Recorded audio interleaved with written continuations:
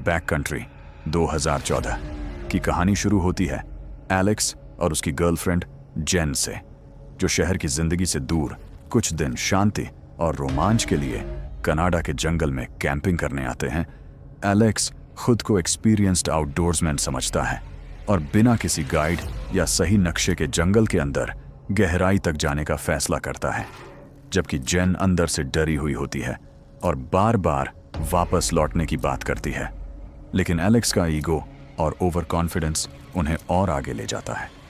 रास्ते में उनकी मुलाकात एक अजीब और रहस्यमयी आदमी ब्रैड से होती है, जो जेन में ज़रूरत से ज़्यादा दिलचस्पी दिखाता है और एलेक्स को साफ चेतावनी देता है कि यह इलाका बेहद खतरनाक है और यहाँ एक विशाल भालू घूमता रहता है।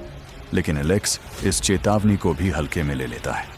जैसे जैसे दोनों जंगल के अंदर जाते हैं, रास्ता गायब होने लगता है, जीपीएस काम करना बंद कर देता है और चारों तरफ एक अजीब सा डर छा जाता है। रात में उन्हें महसूस होता है कि कोई उन्हें देख रहा है।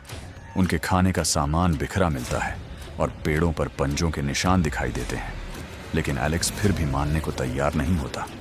अगले दिन हालात तब पूरी तरह बदल जाते हैं जब अचानक एक विशाल और खतरनाक काला भालू उन पर हमला कर देता है। वो एलेक्स को बुरी तरह घायल कर देता है, उसका शरीर फाड़ देता है और जेन की आंखों के सामने उसे लगभग मार डालता है। जेन किसी तरह जान बचाकर भागती है और पेड़ों के बीच छिप जाती है। लेकिन अब जंगल पूरी तरह शिकारी के कब्जे में होता है। एलेक्स दर्द से तड़पता हुआ जिंदा रहता है और जेन मजबूरी में उसकी देखभाल करती है। लेकिन खाने पीने की कमी, लगातार डर और भालू की मौजूदगी उन्हें मानसिक रूप से तोड़ देती है। रात होते ही भालू फिर लौटता है और इस बार वो और भी ज्यादा बेरहम होता है। वो एलेक्स को घसीट कर ले जाता है और उसे जिंदा खाते हुए खत्म कर देता है।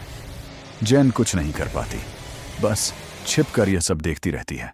उसका दिमाग सुन्न हो जाता है और अब उसकी जिंदगी का सिर्फ एक मकसद बच जाता है, जिंदा निकलना।